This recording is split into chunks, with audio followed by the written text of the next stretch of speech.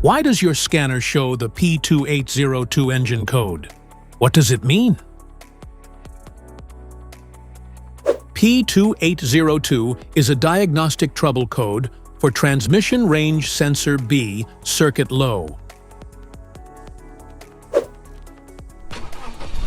The P2802 engine code, or indicate your vehicle's powertrain control module, PCM, has detected an abnormally low or absent voltage signal from the B transmission range sensor.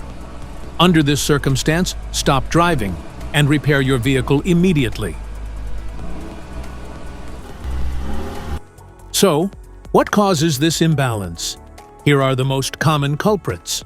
This error can be caused by these possible faults in your vehicle: damaged or corroded wiring, faulty electrical connectors, defective transmission range sensor, low or dirty transmission fluid, faulty PCM or TCM. Each DTC code corresponds to a specific issue in your vehicle. This error code occurs in any OBD2-equipped vehicles, especially in those manufactured since 1996, and it is commonly found in vehicles like Chevrolet, Jeep, Toyota, Nissan, and Ford.